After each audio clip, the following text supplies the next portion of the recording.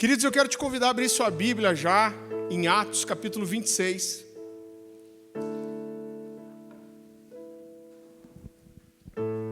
Atos, capítulo 26.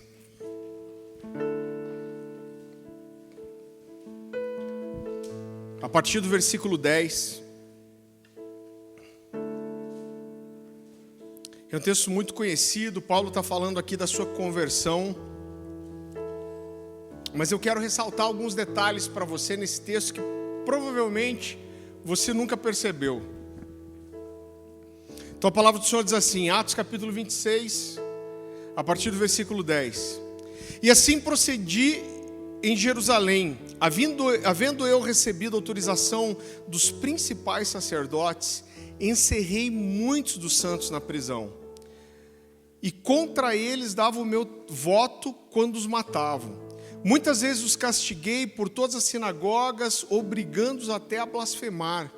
E demasiadamente enfurecido contra eles, mesmo por cidades estranhas os perseguia.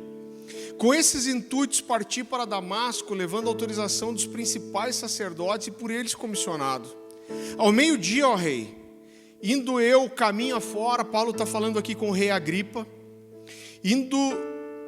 Indo eu afora, vi uma luz no céu, mais resplandecente que o sol, que brilhou ao redor de mim e dos que iam comigo. E caindo todos nós por terra, ouvi uma voz que falava em língua hebraica: Saulo, Saulo, por que me persegues? Dura coisa é recalcitrares contra os aguilhões. Queridos, a primeira coisa que eu quero destacar para você é que quando Paulo diz que Jesus diz para ele, dura coisa é recalcitrares contra os aguilhões, Paulo está mostrando para nós aqui uma coisa que normalmente nós não percebemos ou não nos atentamos. Recalcitrar, essa palavra rebuscada, lembra um amigo meu lá de Vinhedo, Fábio, que usa umas palavras às vezes. Esses dias eu estava conversando com ele, ele falou, não, isso aí são fatos pretéritos. Eu falei, mano de Deus, cara, vou anotar essa para usar numa pregação que vai ficar chique. Fábio, um abraço para você, estou usando aqui, fatos pretéritos. Mas recalcitrar é resistir, e o que Jesus está dizendo para ele está dizendo, olha, dura coisa é recalcitrar, é resistir àquilo que eu quero fazer com você. Quando um fazendeiro ou um domador de cavalos ia domar um animal desse, fosse numa carroça ou num arado, o que era feito é que a primeira tendência desses animais é dar coice para trás. Então, o que esses fazendeiros faziam, isso é usado até hoje, é colocar algumas pontas de metal, e esses são os aguilhões. Então, quando esses animais tentam resistir, eles dão coices para trás, eles se ferem nesses aguilhões. Então, o que Jesus está fazendo aqui é se comparar a um domador de cavalos que está atrás de Paulo como um cavalo chucro, um animal selvagem, e Jesus está dizendo para ele, olha, eu estou te perseguindo, eu estou tentando te mostrar alguma coisa, eu estou atrás de você, eu estou te ferindo, mas você continua resistindo. E Jesus está dizendo, Saulo, Saulo, eu estou perseguindo, estou cutucando você, mas você insiste em resistir e isso só vai te trazer dor. Isso é muito especial, por quê? Eu não sei se você como eu, muitas vezes eu li esse texto e a impressão que eu tinha é que a primeira vez que Jesus tentou tocar a vida de Saulo foi nessa estrada de Damasco. Mas para mim esse texto deixa muito claro que Jesus está dizendo para ele, cara, não é de hoje, eu estou perseguindo você, eu estou te cutucando, eu estou tentando te fazer entender alguma coisa, eu estou tentando fazer com que você entenda, mas você não desiste de resistir. E Saulo usa uma expressão aqui que era muito conhecida dos gregos, porque na verdade os gregos tinham um ditado que dizia que resistir contra um aguilhão é como tentar resistir a Deus. E Saulo, falando aqui com o rei Agripa, que era um grande conhecedor da cultura grega também, ele está mostrando que o Senhor o perseguiu. Nós podemos olhar para esse texto e dizer que Jesus perseguiu a Saulo até gerar nele uma crise santa. E é disso que eu quero falar nessa noite. Quando eu olho, querido, não só para a minha história pessoal, mas a história dos personagens bíblicos e a história de outros homens de Deus que a gente conhece, ou as pessoas, né, que nós discipulamos, acompanhamos, eu percebo que todos nós passamos por momentos na nossa vida, na nossa história, que são momentos especiais, são momentos chave. São momentos que Deus nos prepara, Ele nos empurra para esse lugar, e são momentos decisivos. E quando a gente entende o que Deus quer fazer, e nós correspondemos da forma certa, esses são momentos proféticos de mudança, de transição, de crescimento. E eu vejo que esses momentos, eles não acontecem simplesmente de uma hora para outra, mas eu vejo Deus fazendo uma construção. E eu não estou falando isso só da revelação progressiva de Deus, eu estou falando que isso acontece na minha vida, na sua, mas Deus vai nos trazendo situações, Ele vai nos colocando dentro de contexto, e Deus vai nos preparando para um momento, Ele vai nos dando sinais, e existe um momento que é a chave. Foi isso que aconteceu com Saulo. Deus vinha perseguindo, vinha tentando mostrar, vinha preparando, mas nesse dia, na estrada de Damasco, foi um momento chave. E quando nós entendemos e correspondemos a isso da forma certa, grandes transformações e grandes mudanças acontecem na nossa vida e na nossa história. Agora, outra coisa que eu quero dizer para você é que esses momentos especiais, esses momentos chave na nossa história, normalmente são acompanhados de uma grande crise. E eu falo para você com toda segurança, você pode ser o homem, a mulher de Deus que você for, cara dedicado, crente de verdade, empenhado em cumprir a vontade de Deus, eu falo para você sem medo que mais vez ou outra, todos nós vamos passar por um momento desses chave na vida. Eu tenho um hábito que eu guardo já há muitos anos. Quando normalmente começa a chegar ali novembro, eu começo a jejuar e orar, e eu fico buscando qual é a direção de Deus para o ano seguinte. Eu tenho um caderninho que até está comigo ali na minha mochila e me acompanha já acho que há mais de 10 anos. E quando chega novembro, eu começo a orar e eu falo: Deus, o que o Senhor tem para mim nesse próximo ano? Para onde o Senhor quer me levar? O que o Senhor quer fazer? E eu lembro que quando chegou o final de 2018, Deus me deu uma palavra muito específica, e Deus me falou: Farley, sabe uma coisa que você ensina? Que existem momentos que são chave na nossa história, na nossa vida. E Deus me falou: 2019 é um desses anos que acontece poucas vezes. E Deus me falou: se prepara, porque esse é um ano chave na sua vida e na sua história. E eu fiquei empolgado, irmão. Eu não sabia ainda direito que sempre tinha crise junto. Tinha esquecido dessa parte. Mas eu fiquei tão empolgado que eu cheguei para as pessoas mais próximas de mim, eu falei isso para o Diego, para o Gustavo, e eu falei: cara, Deus está me dizendo que 2019 é um daqueles anos singulares, um ano de transformação, um daqueles anos que são uma chave profética, uma chave espiritual, e Deus está me dizendo: fique atento e esteja sujeito. Agora, quando Deus me falou isso, eu acreditava que isso teria a ver com o meu ministério itinerante ou com escrever livros. Eu pensei, quem sabe vai dar um boom no meu ministério em relação a escrever. Eu sei que existe alguma coisa futura ainda para acontecer em relação a isso. E eu pensei muitas coisas que podiam acontecer. Mas quando começou a 19, a primeira crise que eu comecei a passar foi quando Deus chegou para mim. A maioria de vocês nos conhece a nossa história. A gente estava há 13 anos na comunidade Alcance. Foi quando a gente tinha construído muita coisa lá. No final, em setembro mais ou menos de 2018, o pastor Luciano chegou para mim e falou assim: cara, eu vou transicionar para o Marciano em dezembro, e a gente quer que você seja o segundo dentro da estrutura da igreja. Então eu estava colhendo aquilo que a gente vinha há muitos anos construindo. Não que eu não já colhesse, foram anos incríveis lá. Mas a primeira coisa que aconteceu quando 2019 virou foi que de repente eu comecei a ir para a igreja e senti que aquele não era mais meu lugar. E Deus falava para mim: cara, eu vou te tirar daqui, E eu falava, isso aí não é Deus, não. Tô na carne, tô cansado. Irmão, parece brincadeira, mas é verdade. Eu dei todas as desculpas para mim mesmo. E eu comecei a ir para a igreja e Deus só me falava isso, não é mais seu lugar. Não se empolga com isso que estão te apresentando, porque eu vou te tirar daí.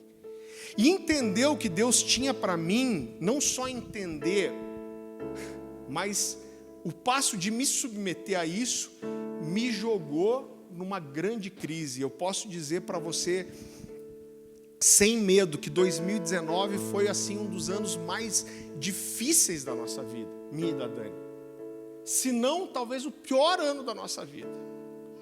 Por uma crise interior, por uma dificuldade emocional, por ter que abrir mão de alguma coisa.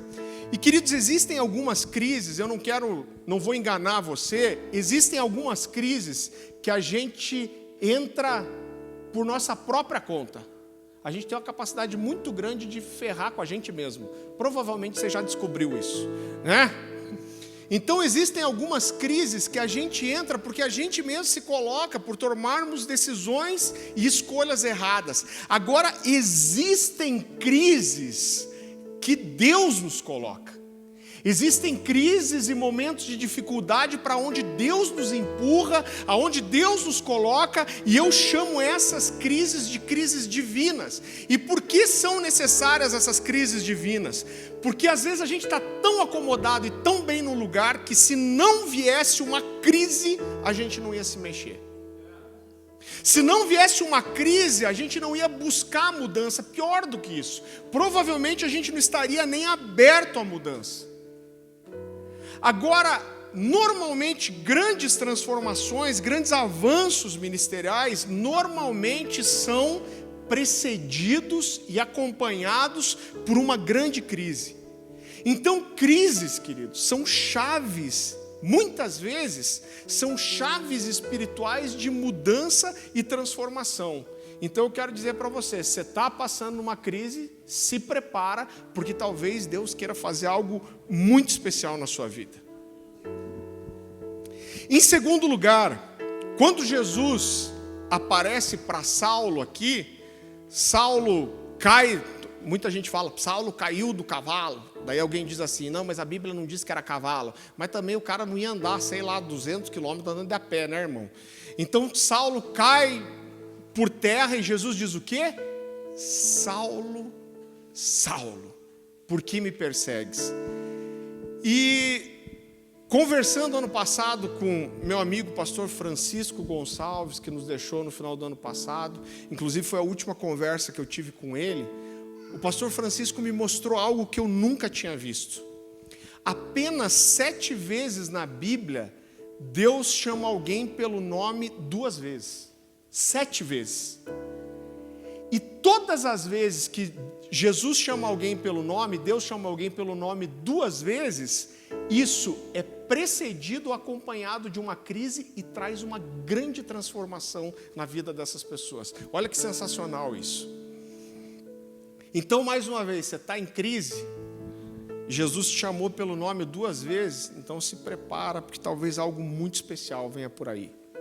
E eu quero mostrar para você que quando eu comecei a estudar isso, você vai ver que essas 7 crises falam com todos nós. Então, se você não passou por todas elas, se prepara, irmão, porque ela está na tua cola.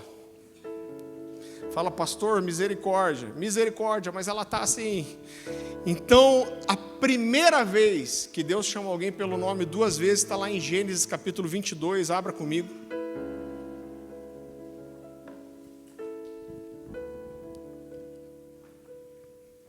Gênesis capítulo 22, a partir do versículo 9, parece que eu ouvi alguém dizendo, por que eu vim hoje? Gênesis capítulo 22, versículo 9. Esse texto é muito conhecido também quando Abraão está prestes a sacrificar Isaque. E a palavra do Senhor diz assim, chegaram ao lugar que Deus lhe havia designado, ali edificou Abraão um altar, sobre ele dispôs a lenha, amarrou Isaque seu filho e o deitou no altar em cima da lenha. E estendendo a mão, tomou o cutelo para imolar o filho. O cutelo era uma espécie de uma machadinha. que era usada para partir no meio o sacrifício. Mas do céu lhe bradou o anjo do Senhor: Abraão, Abraão. E ele respondeu: eis-me aqui. Queridos, eu não sei se você sabe, mas quando o sacrifício era feito, o animal era literalmente partido no meio, depois os membros eram separados e esse sacrifício era queimado. Era isso que Abraão estava prestes a fazer com seu filho. Mas você conhece a história, a Bíblia fala que quando Abraão levanta o cutelo, e ele estava mesmo para sacrificar o seu filho, Deus grita do céu, e a Bíblia fala que aqui o anjo do Senhor, a gente entende quando está no singular, letra maiúscula, isso é uma teofania, então aqui é uma manifestação do próprio Jesus, e ele diz: Abraão, Abraão, não faça mal para o seu filho, agora eu sei que você me ama sobre todas as coisas, acima de tudo. E queridos, esse texto é incrível, você conhece a história, Deus salva Isaac, a Bíblia fala que depois disso um animal, um cordeiro fica preso pelos chifres perto dele, e Abraão fala: ao Senhor proveu para si o cordeiro. Essa é uma figura de Jesus. Lá na frente Jesus vai dizer: Abraão viu o dia do Senhor, 2000 anos isso, como? Viu o dia do Senhor através daquele cordeiro que substituiu Isaac. E depois disso, querido, muitas coisas acontecem na vida de Abraão. Agora, eu acredito que o que era mais desafiador na crise de Abraão é que Deus estava pedindo para Abraão não só seu filho, mas Deus estava pedindo para ele um filho muito singular. Por quê? Em primeiro lugar, porque era o único filho, legítimo pelo menos. Em segundo lugar, qual era o chamado de Abraão? O que Deus fala para Abraão? Deus para o mundo uma hora e fala assim: olha, eu vou começar de volta. É como se Deus começasse de volta. Ele fala: eu vou pegar, eu escolho você, e através de você eu vou fazer uma grande nação, e essa nação vai ser a minha, vai ser o meu povo. E Deus fala para ele: eu vou te dar filhos tão numerosos quanto o pó da terra, as estrelas do céu, a areia do mar. E Abraão espera esse filho por sabe quanto tempo? Por 25 anos. Então olha o que envolvia o pacote. Isaac era o único filho. Ele era o filho que Deus prometeu e que ele esperou por 25 anos. E perceba comigo que o chamado de Abraão estava totalmente relacionado a Isaac. Porque qual era o chamado de Abraão? O chamado de Abraão era gerar muitos filhos e filhas e gerar um povo para Deus. Agora isso ia ser feito através de quem? Através de Isaac. Então você entende que Isaac morrendo, até o chamado de Abraão acontecia? Até o chamado de Abraão acabava? Então Deus vem para esse cara e fala: olha, eu quero o seu filho que eu prometi há 25 anos, e que agora, pouco tempo depois, Deus vinha e pedia de volta. Querido, alguém já disse que Deus está pronto para nos dar qualquer coisa que nós estejamos prontos a devolver para Ele assim que Ele pedir. Agora, esse caso, querido, é tão singular porque Deus estava pedindo para Abraão exatamente aquilo que Ele tinha prometido dar. E muitas vezes a nossa crise vai ser entender por que Deus pediu alguma coisa que Deus prometeu dar e deu.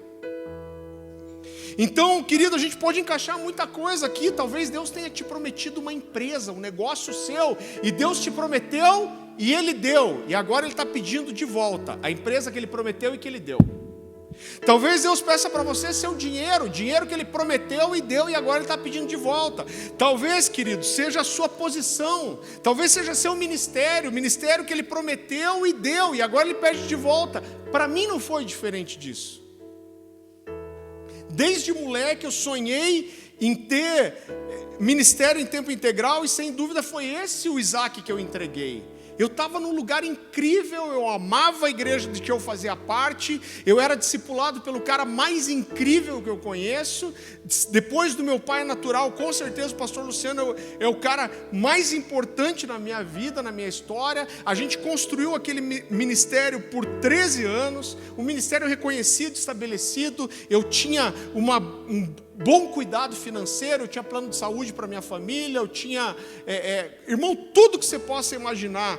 a cobertura espiritual e de repente Deus me chama pelo nome 2 vezes, fala Farley,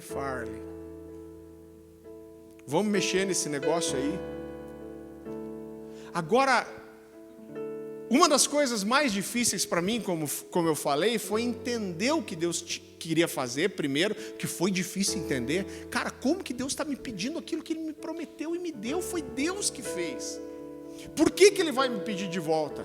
Então, primeiro foi difícil entender e depois foi difícil me submeter a isso. E por isso 2019 foi um ano de crise terrível. Agora eu quero dizer para você que o dia que eu saí de uma reunião com o pastor Luciano e o pastor Marciano e a gente definiu os trâmites da minha transição, para ir para nada, para começar do zero, para ficar na época era para eu ficar 1 ano fechado.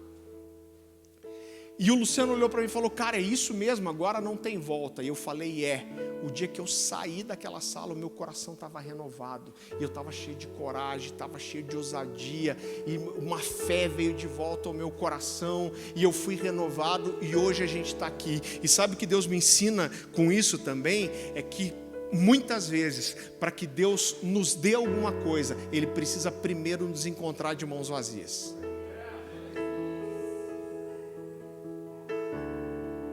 Muitas vezes Deus está, cara, eu quero te dar, mas você está com as suas mãos ocupadas. E se você não largar esse osso primeiro, eu não vou poder te dar aquilo que você quer. Isaac era o único filho. Você não precisa abrir, mas Gênesis 22:2, eu preguei tantas vezes sobre esse texto que ele está no meu coração. Deus chega para Abraão e para mim, entenda o que eu vou falar, é quase maldoso esse texto.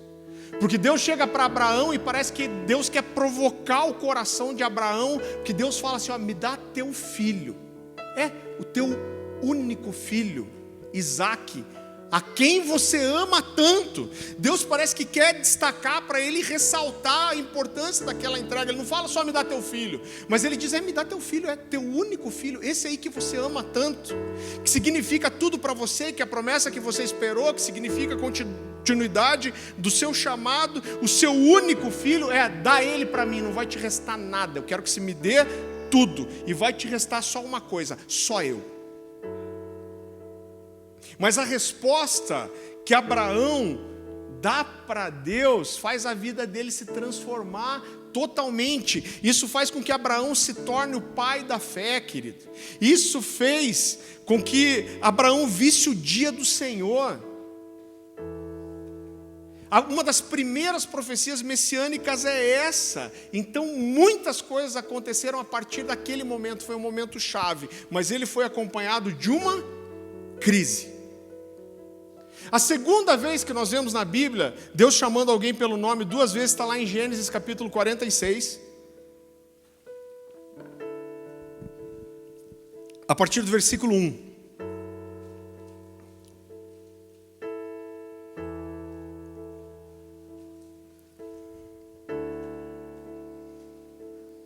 Partiu, pois, Israel com tudo que possuía e veio a Berseba e ofereceu sacrifícios ao Deus de Isaac, seu pai. É muito interessante, porque ele está falando, parece que até esse momento aqui o Deus de Isaac não era o Deus de Jacó ainda.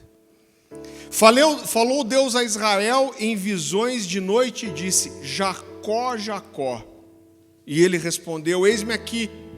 Então disse, eu sou o Deus de teu pai, não temas descer para o Egito, porque lá farei de ti uma grande nação. Querido, agora olha só comigo. Havia uma crise no mundo aqui, era uma crise o quê? De fome. Agora Jacó estava morando aonde?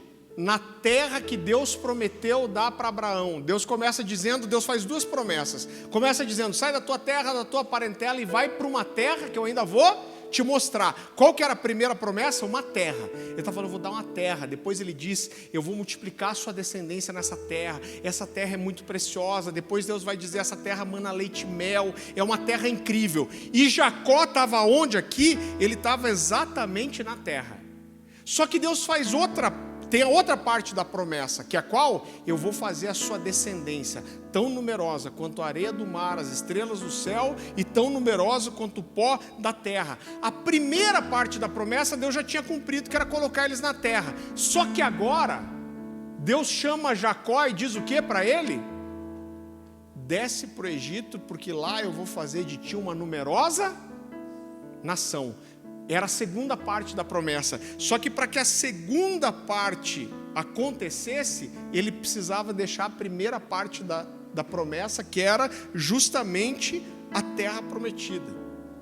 Agora, quando você conhece a história, quando a gente olha para a Bíblia, querido, a gente vê que essa promessa de Deus para Abraão se cumpriu exatamente no Egito, porque foi no Egito que o povo de Israel se tornou uma nação extremamente numerosa. Só que para receber a segunda parte da herança, da promessa, ele precisou deixar a primeira. E eu quero dizer para você que normalmente corresponder à vontade de Deus vai nos tirar do nosso lugar de conforto e segurança. Dificilmente, quando Deus tem um upgrade no seu chamado, na sua vida ministerial, naquilo que Ele tem para você, dificilmente isso não vai envolver uma grande mudança, não vai envolver abraçar a direção de Deus e ir para alguma coisa que é desconhecida. Existiu uma crise aqui no mundo que era uma crise de fome. Agora, essa crise de fome empurrou Jacó para o destino dele, para aquilo que Deus tinha. E mais uma vez foi lá que a descendência dele se tornou extremamente numerosa. Agora, a minha pergunta para você é: para onde a sua crise está te empurrando? Eu não sei se você está em crise.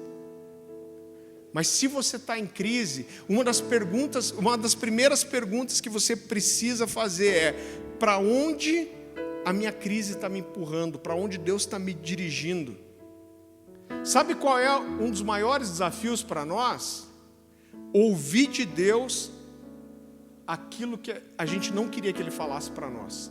Você sabe que nessa vida ministerial de tantos anos pastoreando, uma das coisas mais comuns é a gente receber pessoas que sentam na nossa mesa, na nossa sala e falam assim: pastor, a gente não consegue ouvir Deus, eu não consigo ouvir qual é a vontade de Deus. E quando você começa a acompanhar essas pessoas, fazer um discipulado, um acompanhamento, muitas vezes você descobre o seguinte: não é que o cara não está ouvindo Deus, é que o que ele está ouvindo não é o que ele gostaria que Deus falasse. Então Deus está falando, você está dizendo: não, mas isso eu não quero. Aí você vem e fala assim: Deus não fala comigo. Deus fala, mas normalmente Deus gosta de zoar o plantão, irmão. Deus gosta de bagunçar o coreto. Então a pergunta que eu te faço é: para onde a sua crise te empurra e o que você está disposto a ouvir de Deus? Terceira vez que Deus chama alguém pelo nome, 2 vezes, está em Êxodo capítulo 3. A partir do versículo 2.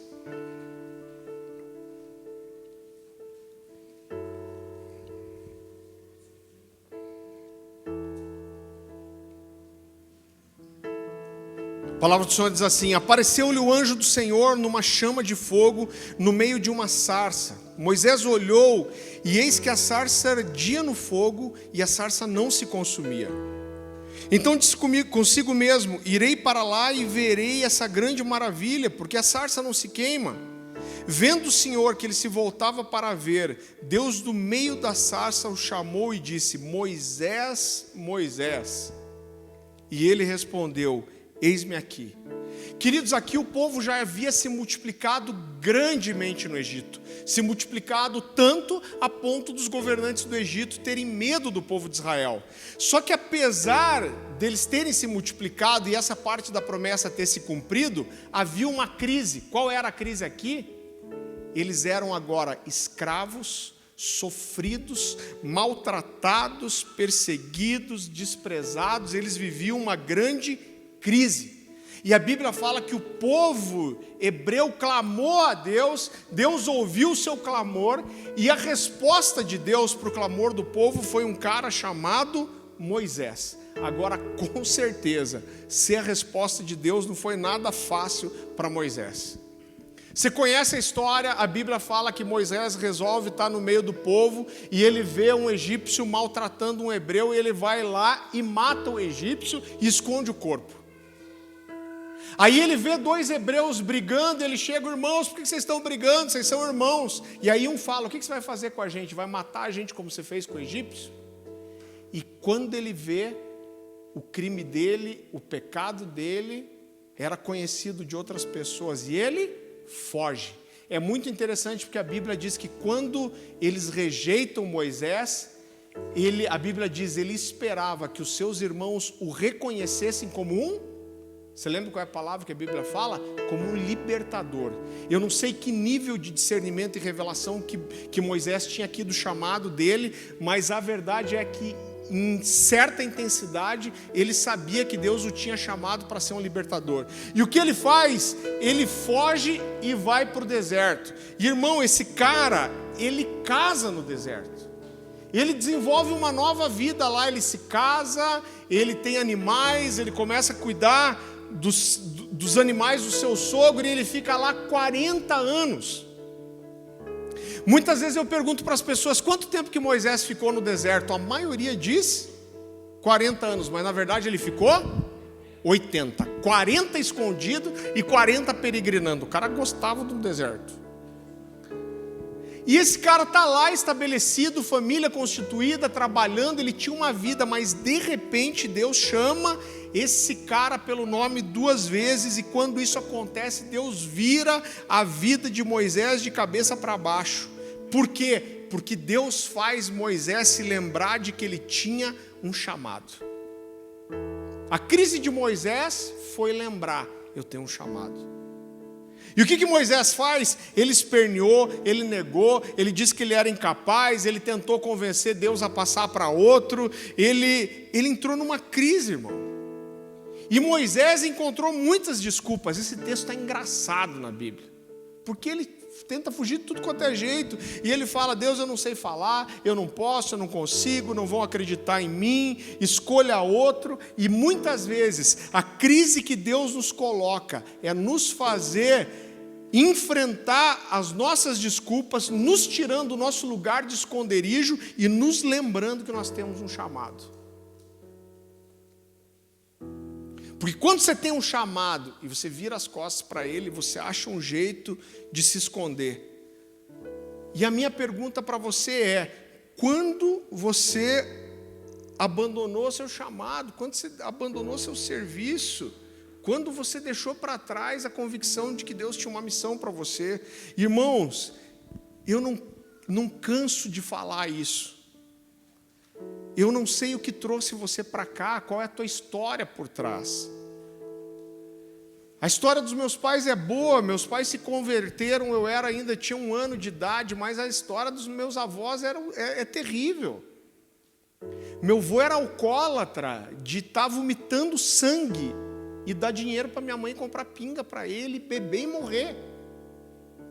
30 e poucos anos. A minha avó materna era feiticeira, curava as pessoas com feitiçaria, conversava com o demônio, tinha mais demônio que vó.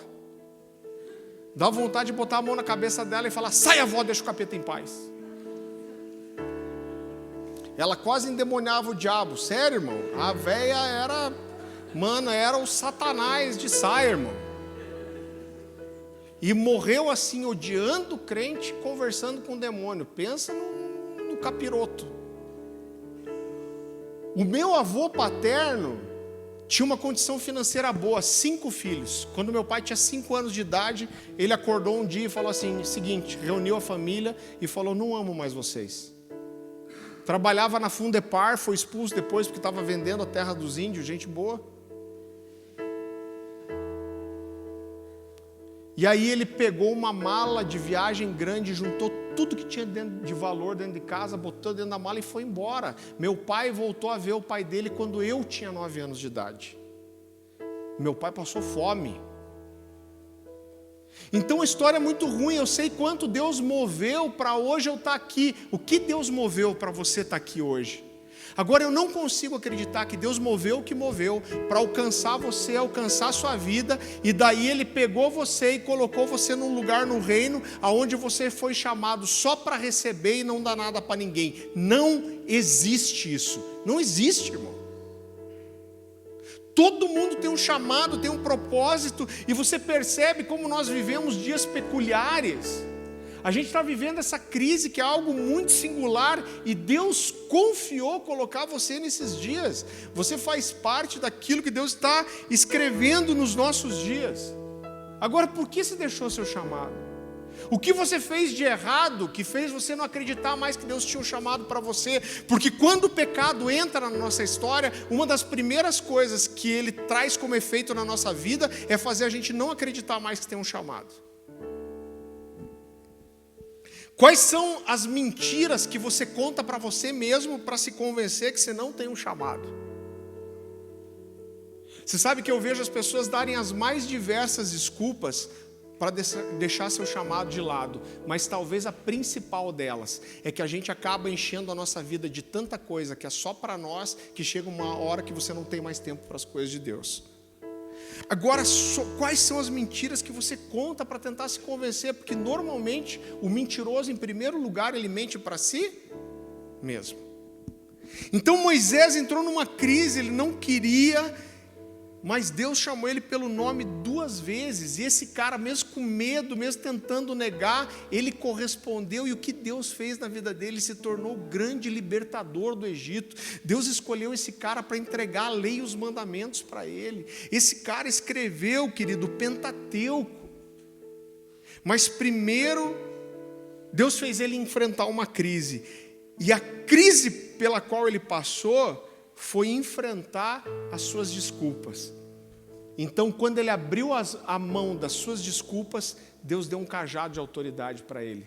É muito interessante, porque nesse texto, quando Deus chama ele da sarça, Deus faz alguns milagres para dizer, eu estou com você, e o primeiro milagre que Deus faz é falar, o que é isso na sua mão? Ele fala uma vara, um bordão, um cajado. Isso era um símbolo do quê? De autoridade. E Deus fala, joga esse cajado no chão. Ele joga, se transforma numa serpente. Ele sai fugindo da serpente. Deus fala, pega ela pela cauda. Ele pega, ela se torna um bordão de volta. E é engraçado que quando Deus termina de falar com Moisés, ele vai saindo fora e Deus fala, Moisés, está esquecendo o cajado lá. Por quê? Porque ele precisou primeiro abrir mãos das suas desculpas, para depois segurar um cajado de autoridade. Autoridade e desculpas não combinam, irmão. Você não consegue segurar as duas coisas ao mesmo tempo. Quem tem desculpa não tem autoridade.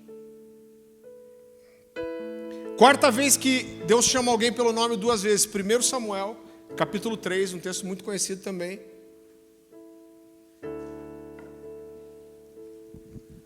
Primeiro de Samuel, capítulo 3, a partir do versículo 10. Deus está aqui insistindo em falar com Samuel, um garoto ainda.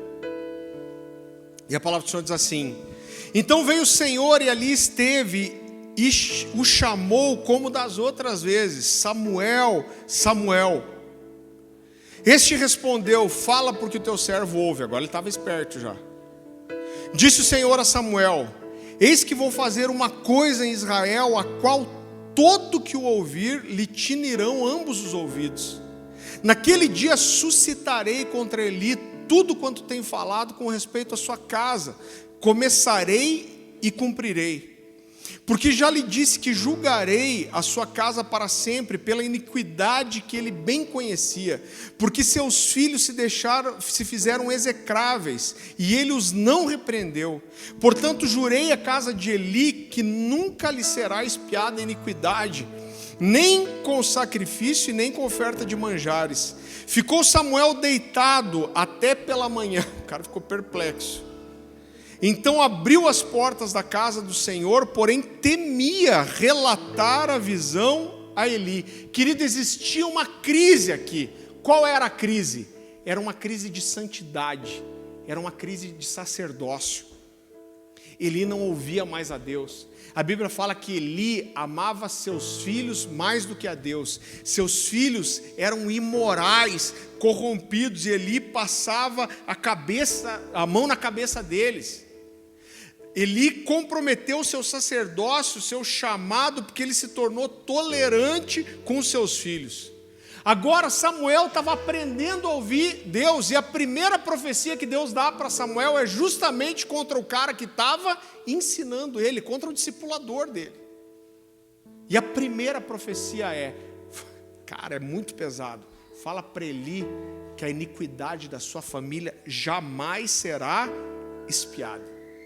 Agora, sabe o que Deus estava fazendo? Num tratamento de choque com Samuel, Deus estava pegando Samuel e dizendo para ele: eu preciso que você viva em outro nível.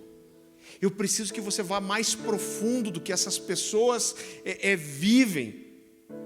Deus está dizendo para Samuel: olha, você não pode mais andar como eles, você precisa ser mais profundo, você tem que ser mais radical em relação ao pecado, à santidade. O que serve para eles, Deus está dizendo, não é suficiente para você. Eu quero que você viva em outro nível. Agora a Bíblia nos mostra que Samuel abraçou esse chamado, e eu acho muito interessante, no decorrer dessa história, chega uma hora que a Bíblia traz uma expressão assim, que todo Israel percebeu que Samuel cresceu e que Deus era com ele e que ele era um profeta do Senhor. Quando esse cara resolve abraçar o que Deus propôs para ele, ele se torna um grande profeta, provavelmente o maior profeta de todos os tempos. Agora, querido, eu lembro que uma das coisas que Deus fez na minha vida em 2019, logo que virou o ano, e Deus falou comigo de uma forma que não é sempre que Deus fala assim. Eu não quero passar uma imagem errada. Poxa, o pastor ouve Deus toda hora. Ele está assim, Deus está falando, ó, tipo um cara, como que é a expressão? Ventríloco não. Aqui, como que é a pessoa que tem a doença psicológica mesmo, que ouve vozes? Tipo, o pastor é tipo um esquizofrênico, só que por espiritual assim. Eu não quero passar essa imagem errada com você, não é toda hora que Deus fala comigo assim, mas no meio dessa crise em 2019, Deus me falou, cara, o negócio é o seguinte, o que você orava até aqui tá bom, daqui para frente o que eu quero fazer para você não dá mais. Aquilo que você conhecia da Bíblia, até aqui tudo bem, mas daqui para frente não vai dar mais. Aquilo que você estudava, até aqui tudo bem, mas daqui para frente não vai dar mais. Aquilo que você jejua, até aqui tudo bem, mas daqui para frente não serve mais. E eu entrei numa crise, irmão, porque ao mesmo tempo eu me empolgava com aquilo, mas eu falava, Deus, o Senhor está me falando tudo isso, eu vou ter que mergulhar desse jeito. Eu falei, Deus, o Senhor me conhece. Eu falei, eu não vou conseguir, Deus, e vai acabar o ano, eu vou estar frustrado comigo mesmo, porque isso aí exige um compromisso, um empenho, uma busca. Eu falei, Deus, eu não vou dar conta, o Senhor me conhece, eu sou um cara sanguíneo, eu sou sistemático para algumas coisas, mas às vezes eu não sou o cara mais linear. Eu falei, Deus, eu não vou conseguir. E eu entrei numa crise, eu falei, Deus, é sério, tudo isso aqui é desse jeito mesmo. E querido, aquilo foi muito difícil para mim. E eu abri meu coração e falei, Deus, eu vou falhar, eu vou decepcionar, e vai acabar o ano, eu vou estar muito mal comigo mesmo. Agora, entender, querido, o que Deus tinha para mim, abraçar isso, me lançou para o meu chamado, para aquilo que Deus queria fazer nessa nova estação da minha vida, com as novas mensagens que vieram, e isso aqui que a gente está, se tornou possível, porque eu falei, Deus, é difícil, eu tenho medo, eu tenho medo de não dar conta, eu tenho medo de desistir, mas eu vou. E muitas vezes, querido, a nossa crise é entender de Deus que o lugar que a gente está já não dá mais, que você precisa ir para um novo nível, que você precisa mergulhar mais. A quinta crise está lá em Lucas capítulo 10.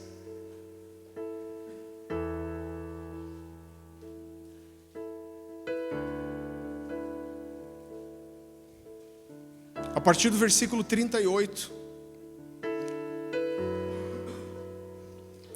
Esse é um texto muito conhecido também.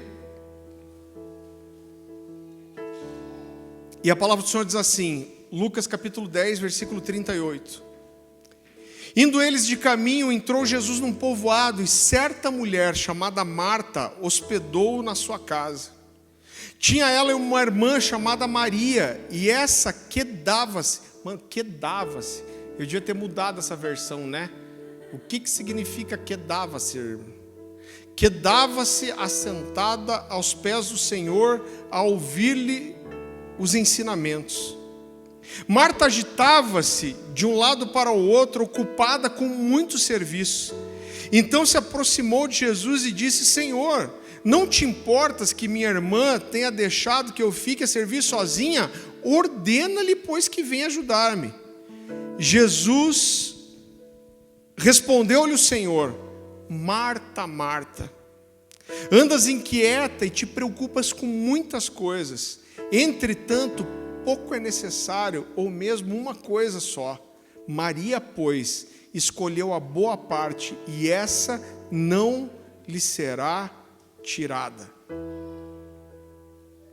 Sabe qual foi a crise de Marta? A crise de Marta foi ouvir de Jesus que ela se preocupava demais com aquilo que não era importante de verdade. E querido, eu acredito que uma das piores coisas que pode acontecer para um ser humano, a gente viu tantas pessoas morrerem nesse ano e meio, e eu vi grandes homens de Deus, pessoas para quem eu olhei e falei: mano, que legado que esse cara deixou. Agora eu vi outras pessoas que não. E eu acredito que uma das piores coisas que possa acontecer para um ser humano é ele poder, um cristão em especial, é ele chegar ao final da vida e perceber que ele gastou a vida dando atenção para as coisas erradas. Não tem volta. Eu gosto muito de uma frase do C.S. Lewis que ele diz assim, que tudo que não é eterno é eternamente inútil. Logo depois que Jesus esteve na casa de Marta, uma crise ia bater na porta de Marta, que era a morte do seu irmão Lázaro. E essa morte ia mostrar para Marta que a vida é curta demais para ela gastar com aquilo que não é importante de verdade. A casa dela estava arrumadinha, mas alguém bateu a porta e falou: seu irmão morreu. Queridos, se nós não tivermos cuidado, as coisas dessa vida, eu não estou falando de coisas erradas, eu estou falando de coisas que são lícitas, que são boas, coisas que são honestas, elas acabam tomando o lugar das coisas que são realmente importantes. Trabalhar é importante, estudar é importante. Querido, muitas coisas são importantes, mas elas não podem tomar o lugar das coisas que são mais importantes. Você sabe uma crise que eu entrei muito parecida com essa? Eu sonhava desde os 16 anos em estar no ministério em tempo integral. Eu posso dizer para você que eu fui um adolescente que aproveitei demais a minha adolescência. Eu mergulhei em Deus. Eu orava pelo menos 4 horas por dia. Meus pais, quando eu fiz 18 anos, eles tinham uma casinha Antonina aqui. Eu ia me fechava 15 dias orando lá. E o meu sonho era estar no ministério em tempo integral e ter muito tempo para Deus. E eu fui para o tempo integral, mais de 10 anos atrás. E, irmão, eu descobri que se você deixar, a igreja mata você. Porque toda hora tem uma necessidade. Tem alguém querendo atendimento, tem alguém querendo falar, tem alguém querendo uma visita, tem alguém querendo que você faça um estudo, tem alguém pedindo para você pregar alguma coisa, tem alguém pedindo isso, tem alguém pedindo aquilo, tem alguém... E muito fácil, a gente vai para o ministério em tempo integral e a gente acaba trabalhando tanto para Deus que a gente não tem mais tempo para Ele. E eu, com poucos anos de ministério, eu me percebi num lugar assim. E eu tive que abrir meu coração para o presbitério. A gente tinha muitas programações, era reunião, era oração na igreja, era reunião de não sei o quê, e era encontro de pastores, e era supervisão, e era não sei o quê. E eu percebi um dia que com o tempo integral, eu gastava menos tempo com Deus de quando eu trabalhava no secular. E eu sentei numa mesa, eu rasguei meu coração, eu falei, gente, eu preciso dizer para vocês, eu estou vazio. Eu não falto uma reunião. Eu aprendi as coisas certas para dizer, eu conheço a Bíblia, mas eu estou vazio, eu não tenho nada para dar. Sabe por quê? Porque quem dá muito de beber tem que voltar várias vezes à fonte. E eu falei, eu não estou indo para a fonte mais. Eu estou extremamente frustrado, decepcionado comigo mesmo. Eu estou vazio de Deus. E eu preciso reorganizar. E isso me colocou numa crise, mas essa crise trouxe uma grande mudança de vida, aonde eu reorganizei a prioridade das coisas.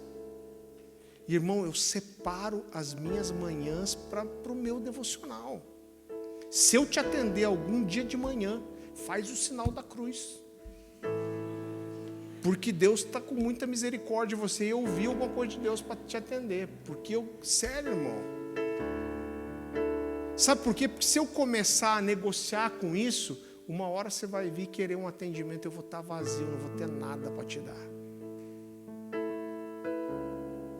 E a gente confunde. Trabalhar para Deus é muito importante, mas é muito diferente de ter relacionamento com Ele. Penúltima crise, Lucas capítulo 22.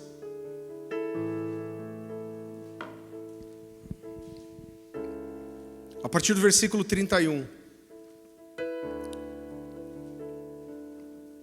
Aqui é quando Pedro disse que não ia deixar Jesus morrer.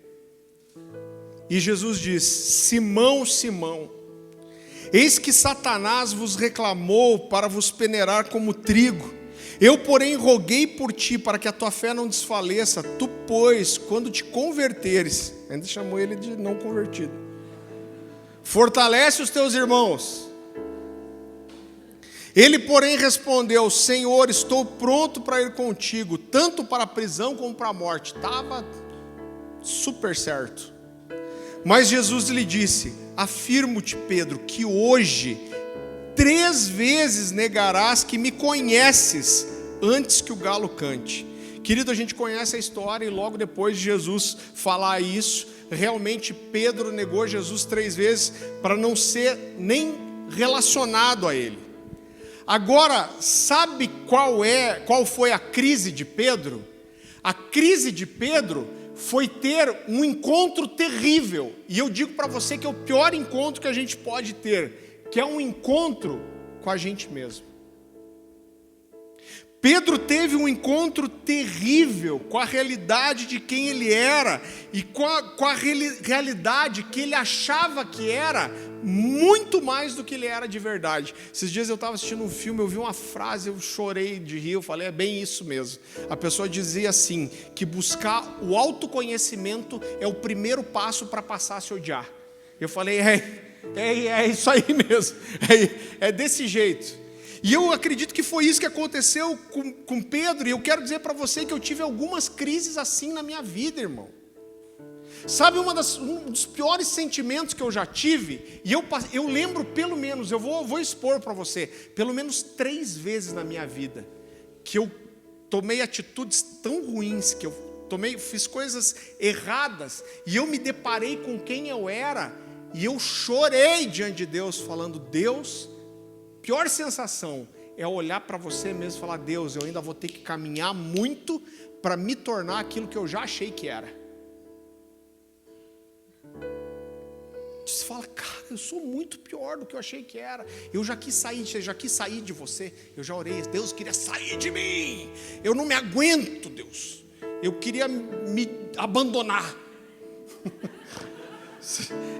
Eu já orei chorando. Agora vocês estão rindo porque não foi com vocês. Mas cara, de falar, Deus. Cara, de orar assim, falar, Deus, o que eu queria agora é poder sair de mim, porque eu não queria mais ser eu. Eu não me aguento. Você já passou por isso? Eu passei por isso 3 vezes, hard. De falar, cara, eu não quero ser assim. Por que eu sou assim? Agora, quando Pedro tem esse encontro terrível com ele mesmo, isso gera a pior crise provavelmente na vida dele. E quando ele tem essa crise, o que ele faz? Qual que é a primeira coisa que ele faz? Ele abandona o ministério e ele volta a pescar. Esse cara olhou para quem ele era e falou: meu, eu sou tão ruim que eu não mereço ser um dos apóstolos. Quando Jesus ressuscita e aparece, você lembra dessa história? O pastor Luciano cita muito. Ele chega e fala assim: ó, manda chamar os discípulos e a Pedro. Porque Jesus não considerava Pedro um discípulo? Não, porque se alguém chegasse e falasse: ó, Jesus está chamando os discípulos, Pedro nem ia aparecer, provavelmente. E esse cara faz o quê? Ele volta a pescar. Agora, essa crise pela qual Pedro passou, levou ele a perceber duas coisas. Primeiro, que ele era bem pior do que ele achava que era. E a segunda coisa é que ele não amava Jesus como ele achava que amava. Quando Jesus chama Pedro, e cara, a Bíblia é muito interessante. Eu preguei uma série de mensagens chamada A Cultura da Mesa. Eu percebi uma coisa que eu nunca tinha visto. Nas aparições de Jesus, no primeiro dia, no domingo da ressurreição, existe um diálogo entre algumas pessoas. Eles dizem assim: ele apareceu para Simão. A Bíblia não diz o que aconteceu nesse dia. Cara, é uma incógnita, ninguém sabe. Aparece um outro encontro com Pedro, quando Jesus chama Pedro, e aí Jesus diz assim para ele: Pedro, tu me amas?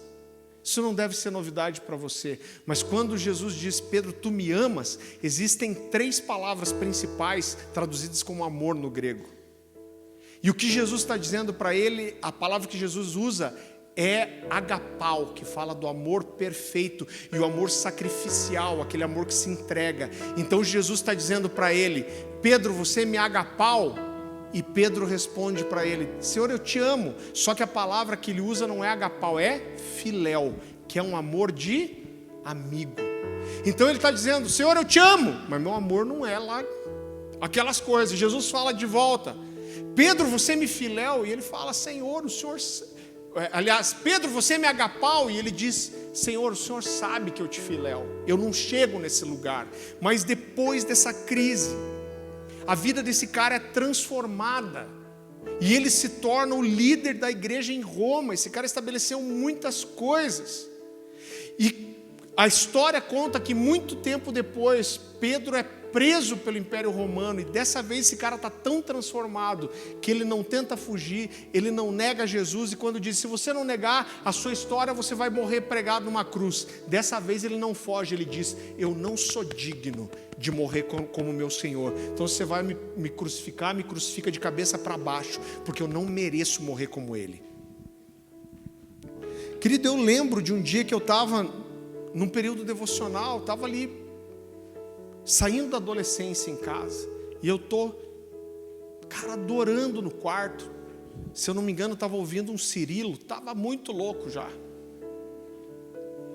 E aí eu falando: Deus, eu te amo, Deus, eu te amo. E me deu um minuto de lucidez e honestidade. E eu falei: Deus, deixa eu parar aqui um pouco.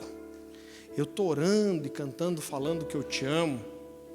Eu falei, morrendo de medo, mas olhando bem assim para dentro de mim, eu quero te falar uma coisa. Eu quero que o Senhor me abençoe. Eu tenho medo de ir para o inferno. Eu tenho temor. Então eu tento te agradar por causa de todas essas coisas. Mas falar que eu amo não é. Eu gosto de você. Eu falei, mas para ser bem sincero, eu não consigo dizer que eu te amo. E eu falei, mas eu quero amar. E isso foi uma grande transformação na minha vida. E às vezes a gente precisa se deparar, querido, conosco mesmo e com a nossa verdade. As orações sinceras.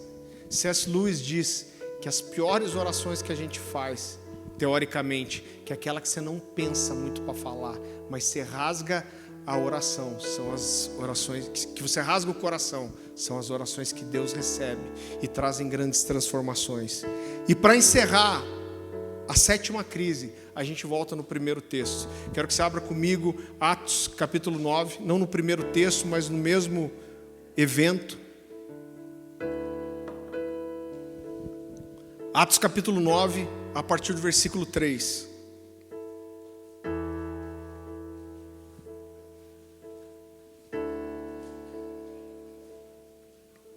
A palavra do Senhor diz assim: seguindo ele estrada fora, ao aproximar-se de Damasco, subitamente uma voz do céu brilhou ao seu redor, e caindo por terra, ouviu uma voz que lhe dizia: Saulo, Saulo, por que me persegues? Ele perguntou: quem és tu, Senhor? E a resposta foi: eu sou Jesus, a quem tu persegues. Mas levanta-te, entra na cidade, aonde te dirão o que convém fazer. E os seus companheiros de viagem pararam emudecidos, ouvindo a voz, não vendo contudo ninguém.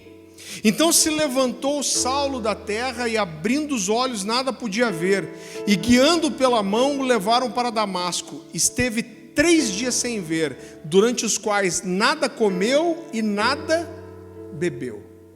Então a primeira coisa, Paulo vê uma luz que ele reconhece como sobrenatural. Esse cara era zeloso, irmão. Ele mesmo diz que ele tinha zelo sem conhecimento. Então quando Paulo vai para a estrada de Damasco, esse cara cresceu sendo educado pelos fariseus. A gente tem uma imagem muito ruim do fariseu, mas o fariseu era o cara que estudava a Bíblia, que era o cara dedicado, era o cara que dentro dos crentes ele era considerado o cara mais respeitável, mais zeloso, mais cuidadoso. Então Saulo recebeu esse tipo de educação, e eu imagino que Saulo muitas vezes ele conhecia as histórias bíblicas, ele conhecia muito bem o Antigo Testamento, e com certeza ele imaginava como seria ouvir a voz de Deus, e quando ele vê aquela luz, ele reconhece como sobrenatural, e essa voz fala para ele: Saulo, Saulo, por que me persegues? Ele diz: quem és tu? Senhor. Na verdade ele está respondendo, porque um hebreu, principalmente como esse, ele nunca ia chamar ninguém de Senhor assim, a não ser Deus. Então quando ele fala: quem és tu? Senhor, ele já está dizendo que ele sabia quem era. E querido, a resposta faz com que todas as convicções desse cara caiam por terra. Ele tinha dedicado a sua vida para perseguir aquelas pessoas. Eu entendo, porque eles esperavam um Messias muito parecido com a volta de Jesus que nós esperamos. Então ele estava indo perseguir os cristãos, porque na falta de revelação que Saulo tinha, ele olhava, todos os judeus clamavam pelo Messias, e de repente ele olha um cara que vinha de Nazaré, um vilarejozinho sem vergonha, que não via ninguém de lá, um cara que cresceu no meio do povo, filho de um carpinteiro, e dizia que era o Messias. Ele falou: cara, eu vou acabar com esse negócio aí, esse cara não é Messias, é nada. Mas quando ele ouve de Jesus: eu sou Jesus, a quem você persegue, as convicções desse cara caíram por terra. Imagina a confusão no coração, na mente desse cara. Tudo que eu persegui era o que eu estava esperando que viesse e que acontecesse. E eu imagino, querido, que virou o coração desse cara. Agora, se eu no lugar de Paulo, a primeira coisa que inquietar o coração, meu coração é: o que Jesus vai fazer comigo?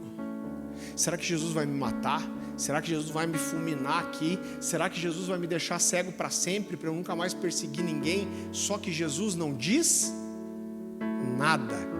E normalmente, aprenda isso, irmão, que você vai sofrer menos. Normalmente as crises vêm acompanhadas de um silêncio de Deus. Quando o pau fecha, Deus gosta de ficar quieto. É ou não é? Quem já passou por isso fala misericórdia. Cara, mas Deus falava comigo dessa hora que eu mais preciso ouvir, Deus não fala. É desse jeito. E Jesus não diz nada para ele, Jesus só dá uma direção para ele, fala o que? Levanta e entra na cidade, que alguém vai te mostrar o que fazer. E querido, dentro de tudo isso, eu gostaria de falar para você sobre 3 princípios muito importantes dentro da crise. Eu vou ser bem rápido e vou terminar com isso. Irmão, mais cedo ou mais tarde, todos nós precisamos ser quebrados. Tudo que Paulo tinha foi perdido? Claro que não. Ele até chega a falar: tudo que eu considerei tudo como esterco por amor a Cristo. Mas querido, o conhecimento bíblico, o conhecimento de Deus, a revelação, o zelo, tudo isso permaneceu. Mas tudo aquilo na nossa vida que não foi construído por Deus, foi construído por nós mesmos, mais hora, menos hora, vai precisar ser quebrado. Então entenda que os períodos de crise fazem parte. E às vezes, para nos empurrar para aquilo que Deus tem para nós, Ele faz a gente, para que Deus nos empurre para o desconhecido, Ele faz a gente perder aquilo que conhece.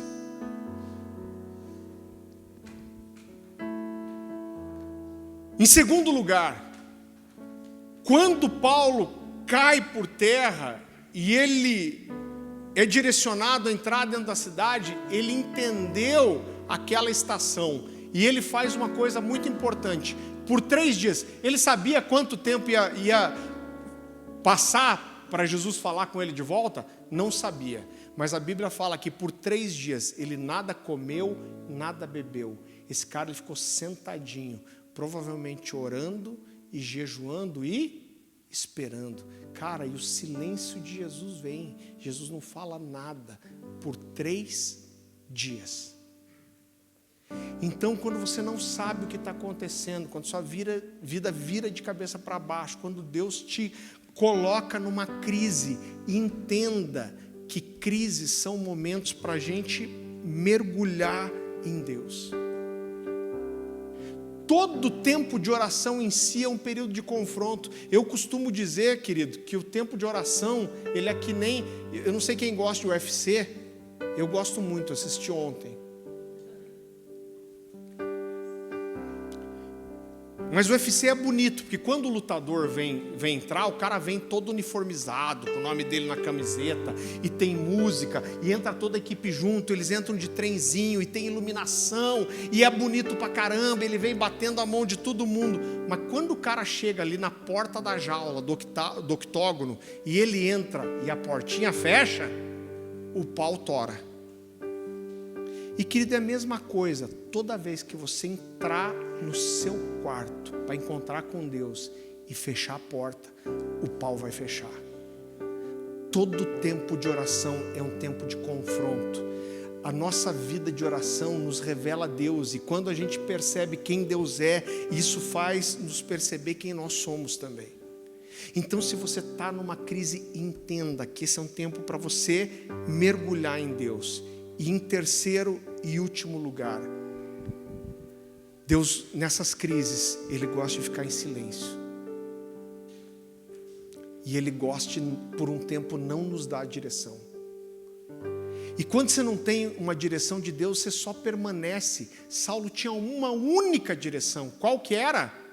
Levanta e entra na cidade. Agora você percebe que nem isso ele conseguiu fazer sozinho. A Bíblia fala que ele estava cego. E ele precisou que os seus amigos o levantassem para ele entrar na cidade. Mas quando ele obedeceu e parou ali. Então, quando você está numa crise, você não consegue ouvir Deus, e você tem uma única direção que seja fiel a ela. Se é permanecer, permaneça. Se é ficar quieto, fique. Se é jejuar, jejue. Se é orar, ore. Se é liberar perdão, perdoe. Se é falar alguma coisa, faça. Se é servir, sirva. Seja fiel, mesmo que seja uma direção, seja fiel a ela.